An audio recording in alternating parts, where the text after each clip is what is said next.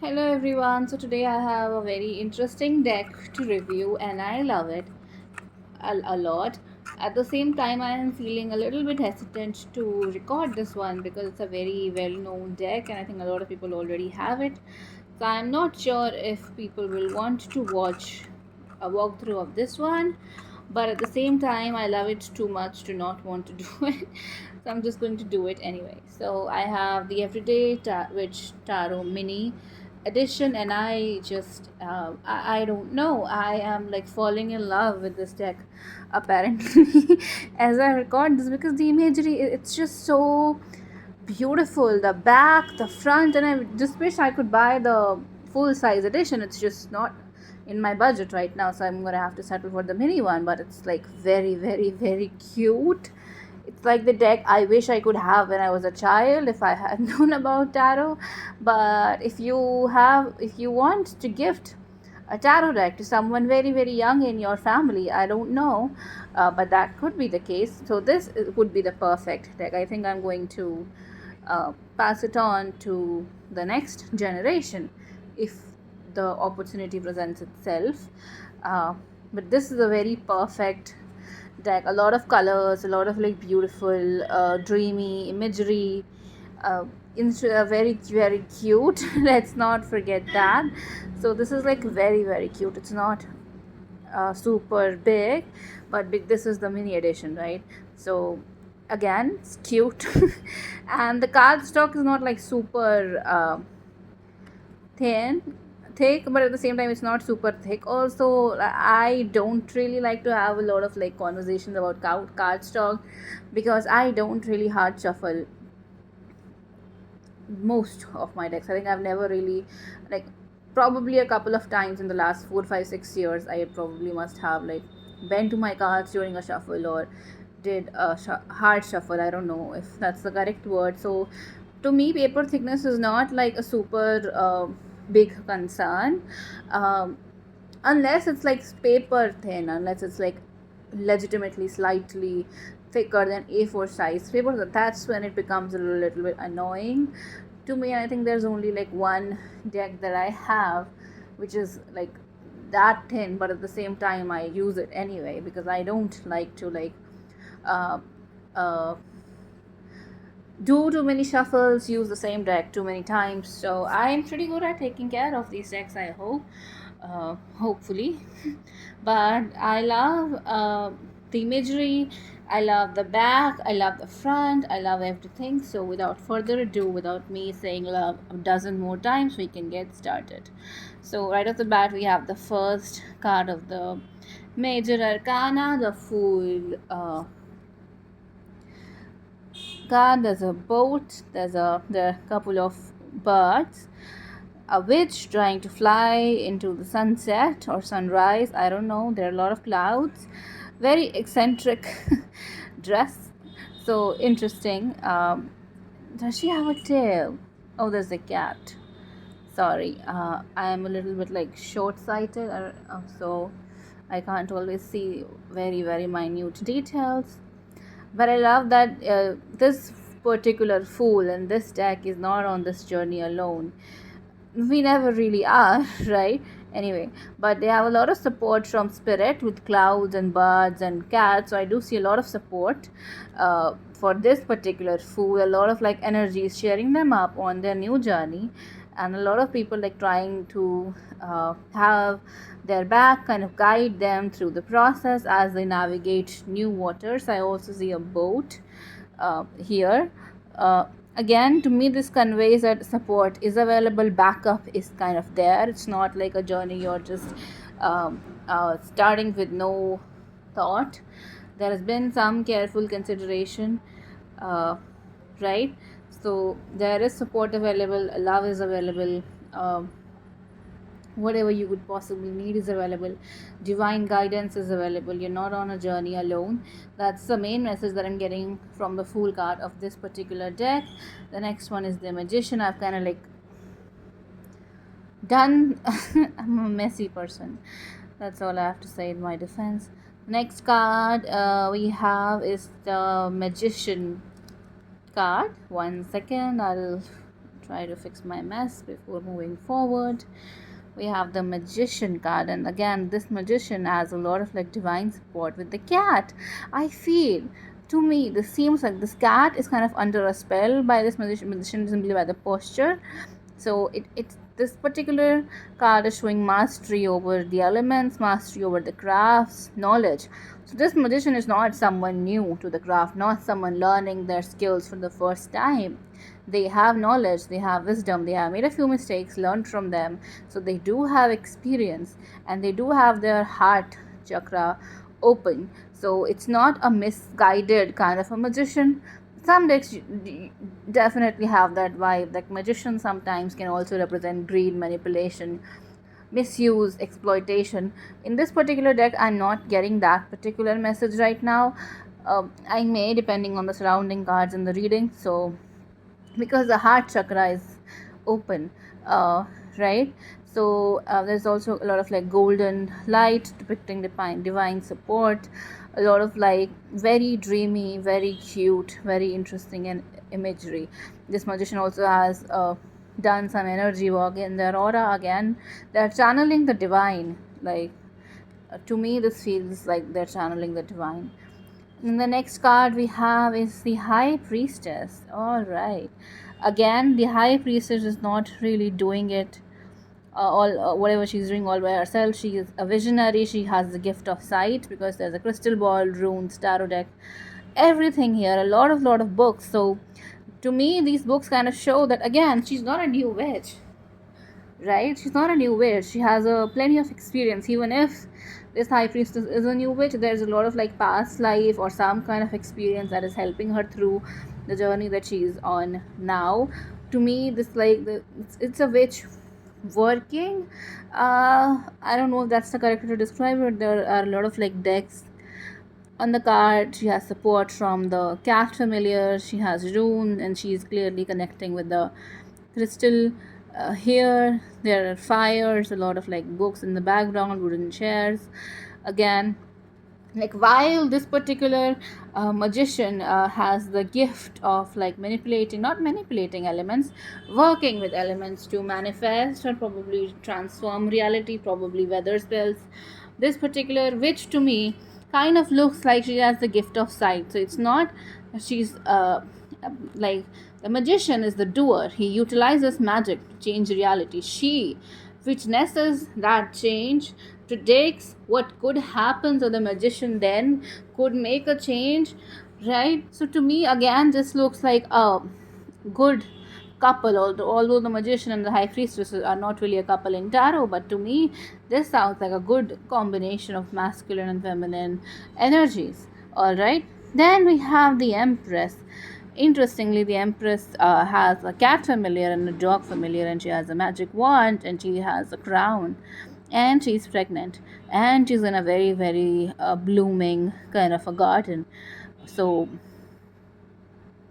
again divine support, because she's not doing it all by herself. She has the support of spirit. Someone's watching out for you is a very good message coming from this particular card to me, because the way the dog is looking at the baby, like he wants to protect it before he's even out into the world. So like this magician, this witch, this empress has a lot of like battles to still fight, and she's very spiritually gifted, but sometimes I'm getting the message that she's not fully kind of grounded. Like she receives spiritual guidance, takes actions, try to change reality to better align with higher principles. At the same time, she kind of needs people in her life to have her own back, because sometimes she can just get too busy in doing that, doing her role, doing her job, taking care of her people, that sometimes she forgets to take care of herself. So it's very interesting. Like we have a dog spirit taking care of her, very very protective, and we also have a cat spirit taking care of her, very very nurturing.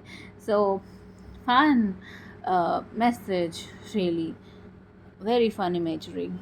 So, and then we have the emperor card. The emperor has a lot of plans, and interestingly in this one the dog is sleeping. Okay, so sorry, I need to like look at it. It's a cat and a dog again here, and the emperor is looking at the. I think that's like a cosmic map because this to me looks like Orion. I don't know, uh, right? So while we have summer in the empress card, we have the winters in the emperor card. So obviously, like, the emperor is the one blowing out fires in his kingdom, if you know what I mean. Also caretaker, in charge of people, like he could really help people relax and unwind because everyone's so happy with the way things are in his kingdom. That's the correct word. He's also out in the nature, but he's also like very very stern. We have a lot of rocks in the background. So while the empress is nurturing, supportive, loving, he is the backbone of the entire empire, what if that's conveying what I'm trying to say, right? Okay, we have the Hierophant. Very cool. So in this particular one, the Hierophant is a yoga teacher. Interesting. But in general, the Hierophant is a learned scholar, and yeah, she is a scholar as well, of yoga, apparently. But it's not really a traditional image.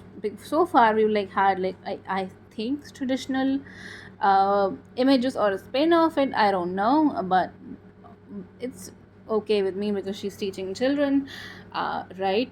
So again, this is not a hierophant who gives like sir instructions as to how to live your life. She's like more into guiding people into learning what's best for them. That's the energy that I'm getting, not saying that this is what the creator intended, but that's the vibe I'm getting it. And then we have lovers.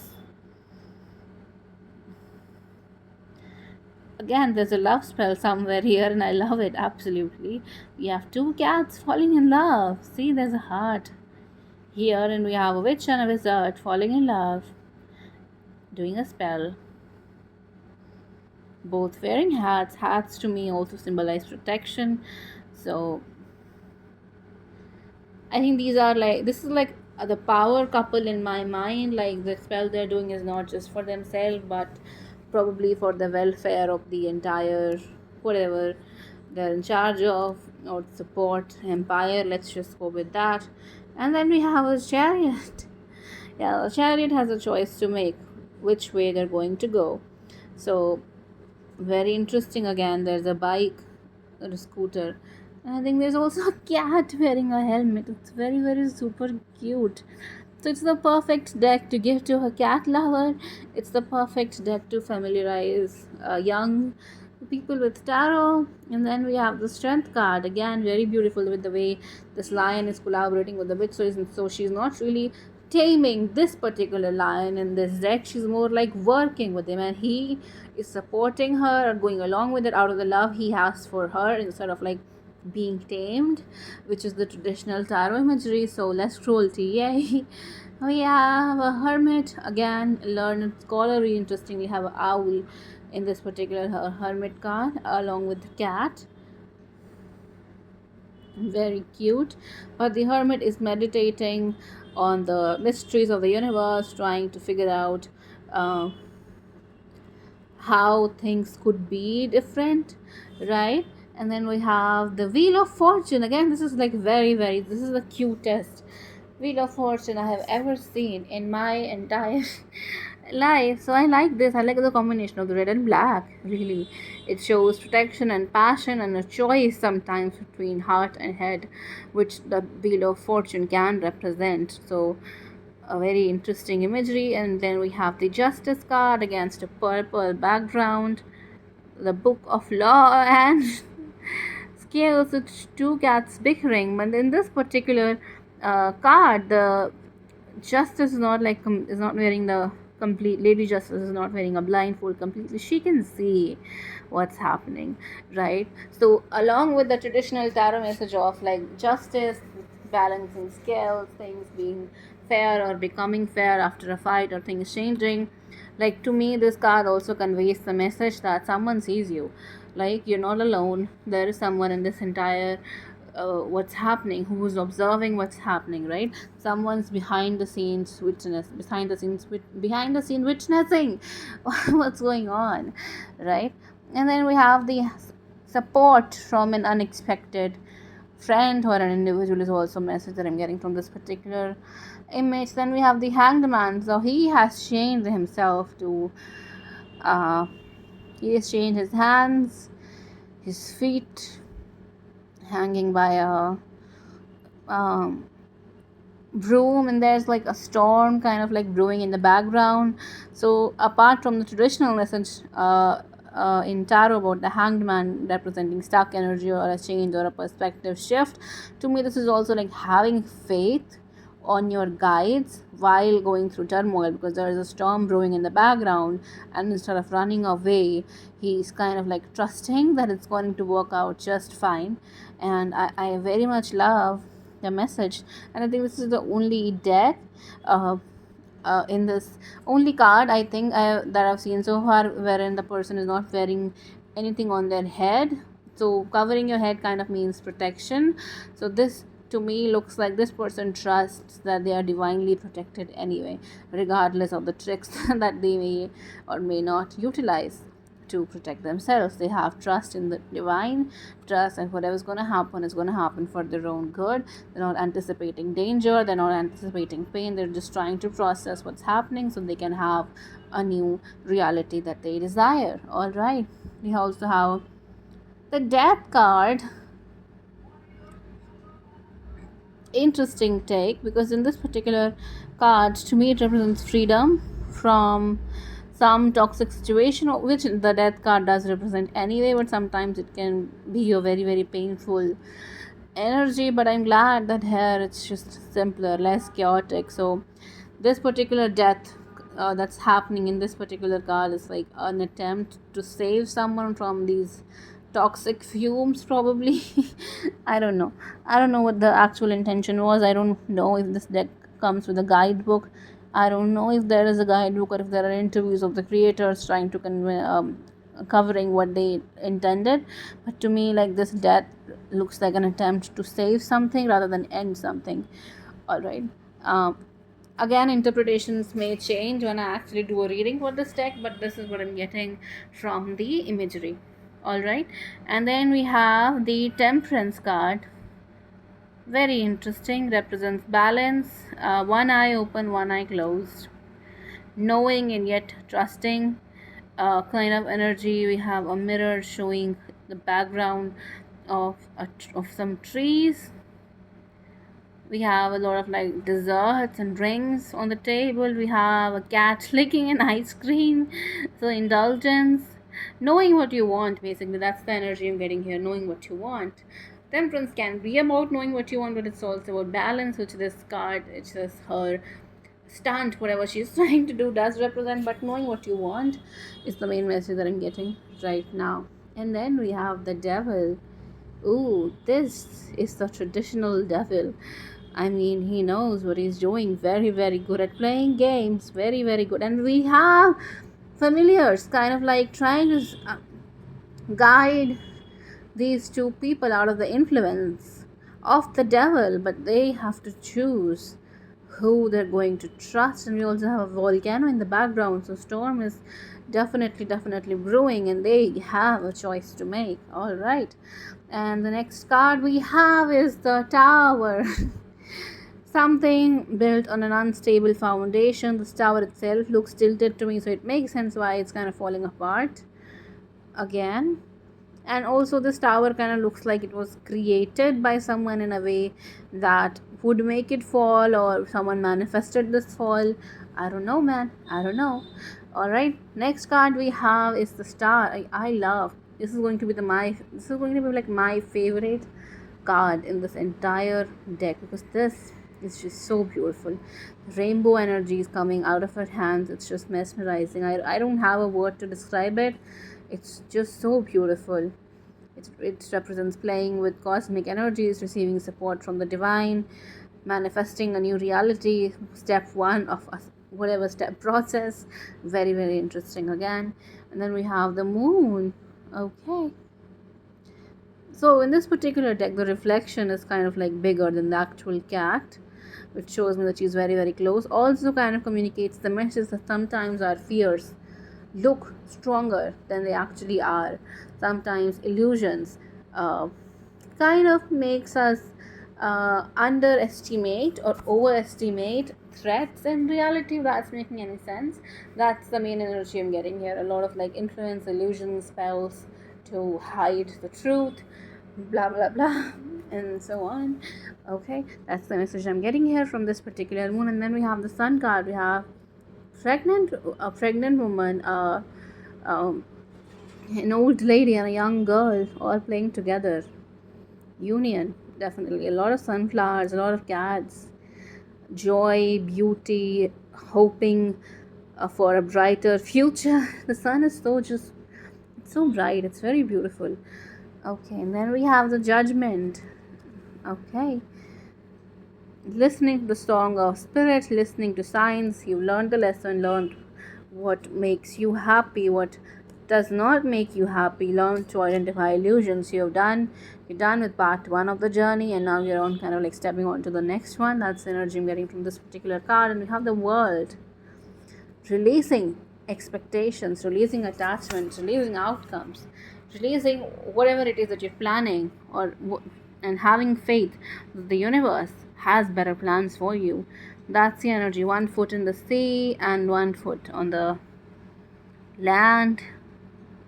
Very dreamy, very beautiful, relaxing energy, right? Lovely again. And then we have the suit of swords. We have the ace of swords, very powerful imagery, clarity, support, receiving divine guidance, accepting divine guidance, accepting the signs, noticing what's happening in your life, noticing what's changing and what needs to further change. Okay, and then we have the two of swords, indecision, trying to figure out what you want. This to me also look like honing your skill to kind of shoot in the dark, kind of like learning to make decisions that you can't fully see the consequences of. It's a very powerful imagery that indicates problem solving to me. I don't know how many people think this way, but to me it does look like someone's learning problem solving skills instead of just shooting in the dark.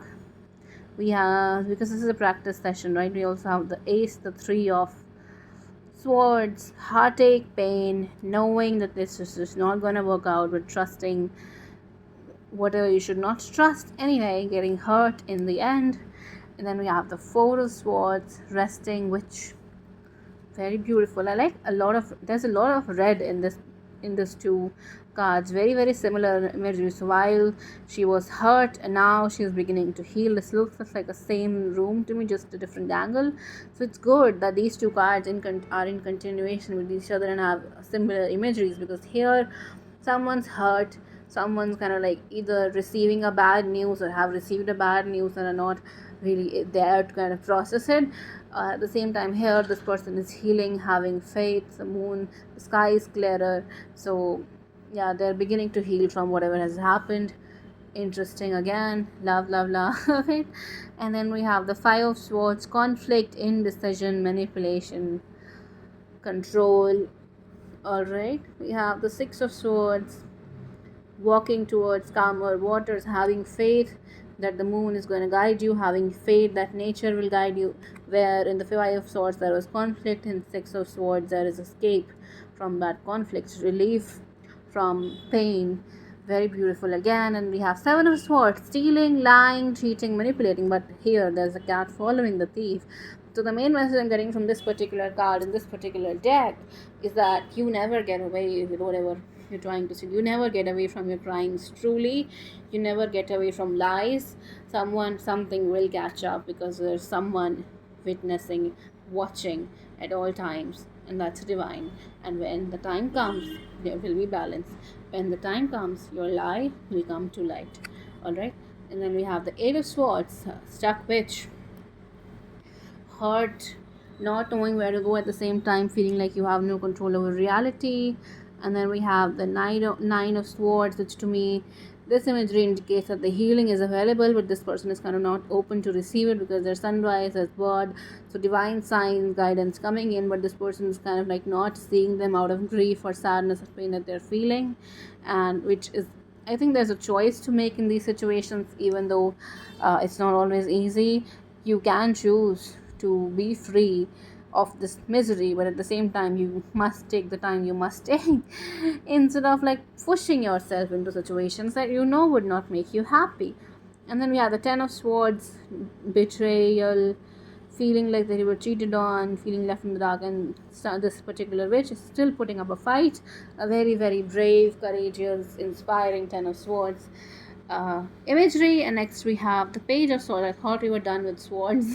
I was kind of putting away this particular pile, but we're not. Okay, we have the Page of Swords, learning something new, receiving some kind of news. Stalking is also an energy associated with Page of Swords, just putting it out there. Knight of Swords, this page is learning to fight. This knight has kind of become better at it. Very interesting. So Knight of Swords kind of also rush into situations that they're not fully confident about. With a lot of birds in this imagery, I have a sense that this knight probably got signs that you're not ready to take that flight, darling. You're gonna fall.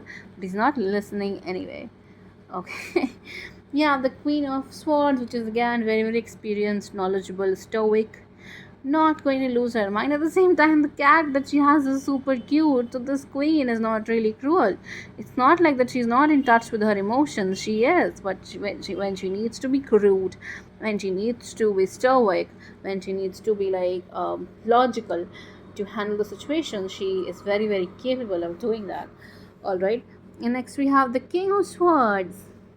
Ooh, this king is preparing for a battle and the couple is sharing a cat. Very interesting. I like the clarity in the sky. I like that there's a clear sky in both these images, so at least there are no storms to deal with.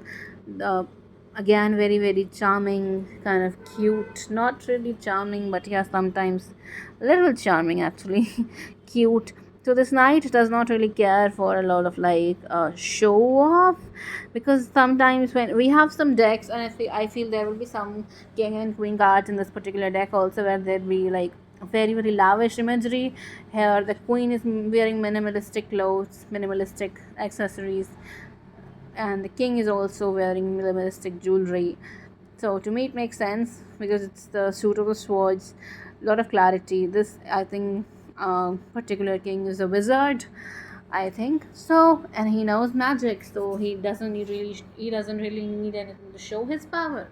His power comes from his mind. All right, and then next we have the suit of cups. Okay, we have the Ace of Cups. Very, very beautiful. Blowing your own trumpet, learning to love, receiving love from the universe. We have the Two of Cups. This to me looks like a first kind of date. People getting to know each other instead of like a happy, fulfilled relationship. Like you're just getting to know each other, seeing where things would go. And then we have celebration with the Three of Cups with friends, families, members, and yeah, even fish are celebrating. So support from nature, support from your guides. Four of Cups, feeling disappointed even though there is a new cup available, worrying about money, worrying about things that you don't have instead of celebrating what you do have. Stress, right? And then we have the Five of Cups, disappointment, rejection, not being sure. To me this looks like this particular couple didn't not really work out and now she's sad. Again, I may change my mind about what I'm reading when I actually do readings, but to me it does look like grief from a broken relationship, because there's like wine spilling here, so a date not gone well. It doesn't look like a very long term um, sadness to me, although that's what Five of Cups can represent, right? To me this looks like one bad experience, kind of like, or it could be like multiple similar bad experiences, kind of like making you lose faith in what could be right now. But this particular witch is in like the heat of the grief, is experiencing like the first few pangs of the grief, if that's the right way to describe it.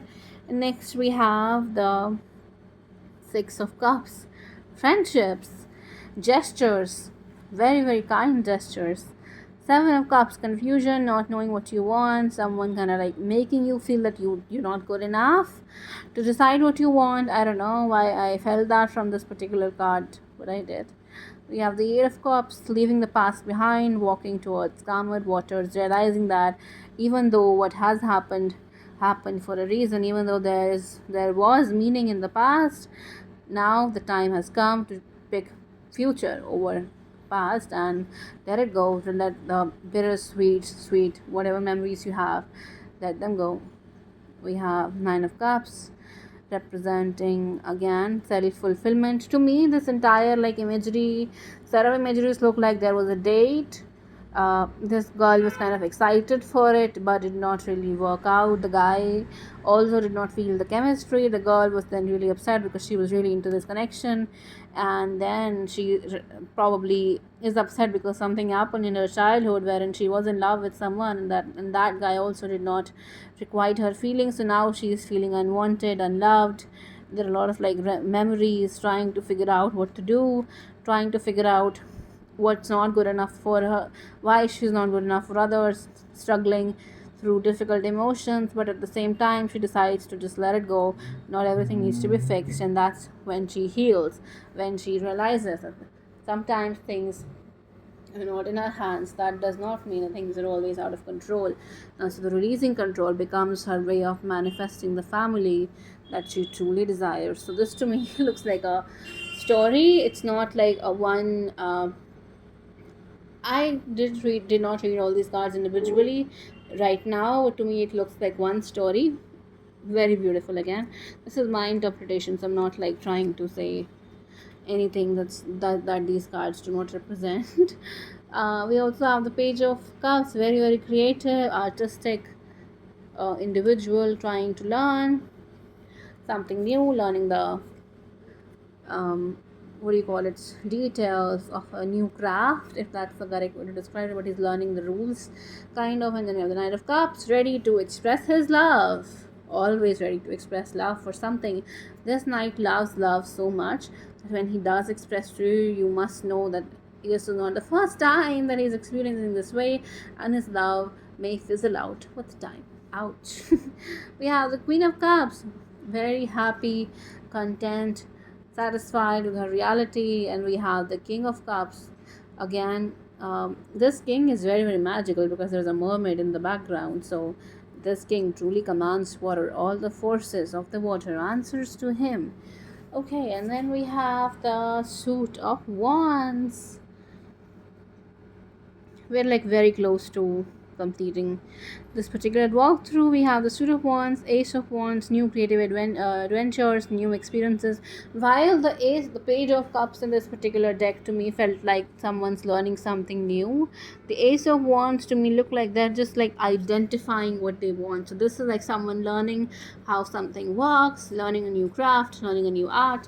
This is like a new kind of like awakening something, presenting to yourself as the next thing that you could do, or the first thing that you could do, depending on the context of the reading. Then we have the Two of Wands, making a choice, figuring out where you want to go, understanding, analyzing the situation. And then we have the Three of Wands, kind of like willing things into existence when they're not really there, planning the next steps. Why here you're figuring out what you should do, analyzing the situation. Here you're planning, you're kind of like waiting for reality to change, or trying to like change reality for yourself after the initial analysis. Next we have Four of Wands, celebration, wonder, beauty, joy. We have the Five of Wands, again bickering, conflicts, argument. And why Five of Swords to me kind of look more cruel than Five of Wands, because Five of Wands is a card of the Battle of Wills, right? But Five of Swords is like someone trying to take control of a situation they should not, or someone trying to like almost like be very controlling, manipulative in general. And then next we have the Six of Wands, victory, generosity. This to me also is like very Six of Pentacles energy. Interesting. Yeah, Seven of Wands, fighting for your rights, fighting for your beliefs, fighting for right, fighting for wrong. Eight of Wands, making very powerful changes, manifesting powerful change in the winds. And then we have the Nine of Wands, being tired of having fought for so long. And then we have the Ten of Wands, needing to release the burdens that you've carried up until now. And then we have the Page of Wands, someone leaving something behind, although that's not what pages represent.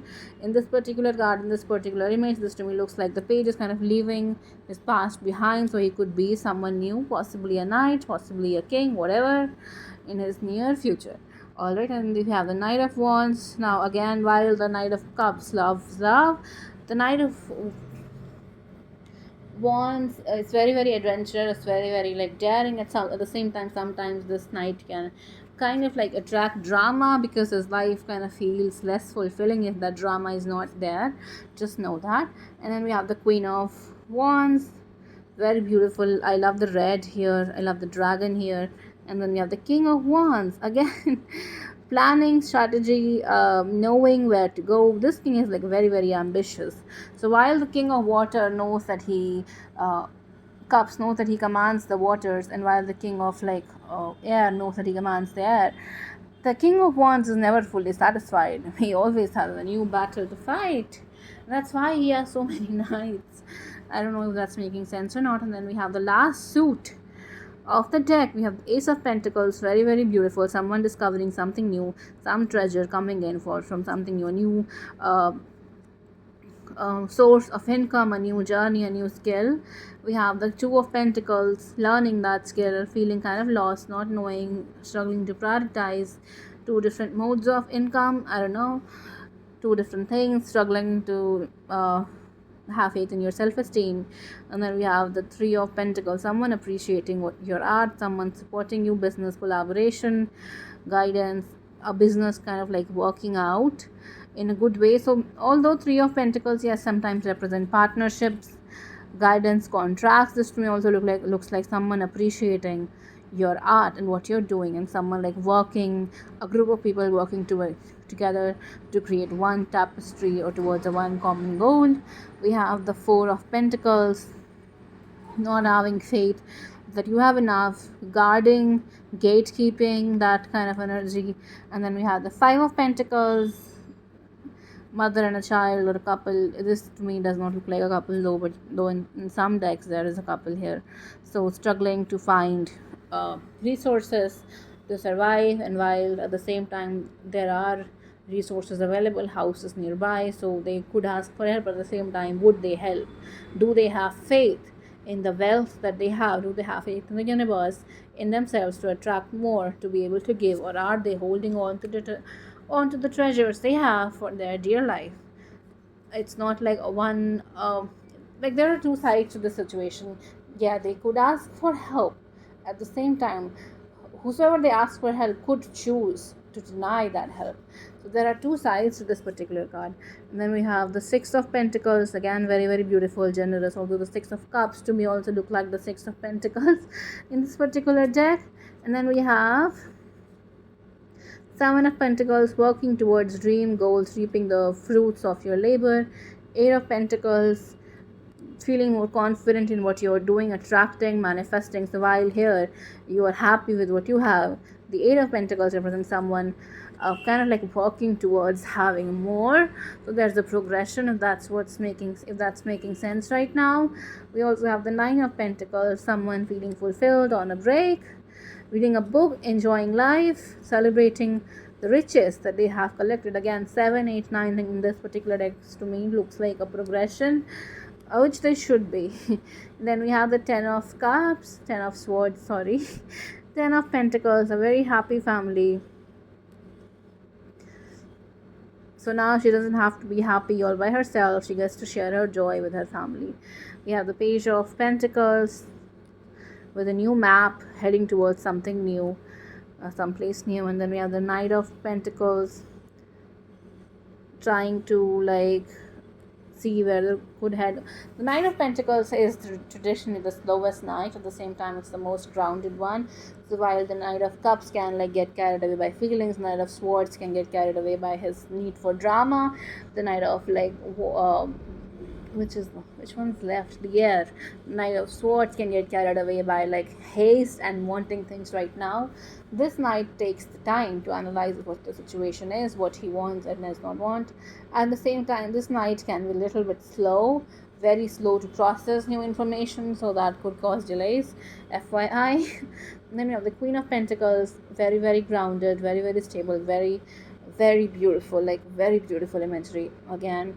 I love, love, love it. She has a lot of like cats to take care of, a lot of cats to support.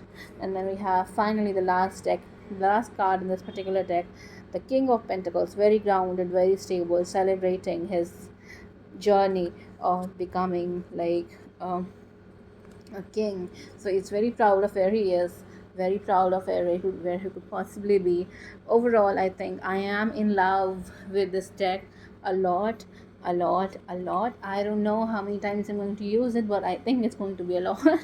Like I already said, thank you so much for tuning in. I hope you do like this particular video, and if you want me to do more walkthroughs like these, do let me know in the comments, because I have some new decks which I have used a couple of times only when I'm not really done walkthroughs because I wasn't really sure. So let me know if you like content like this and we can do more. Thank you.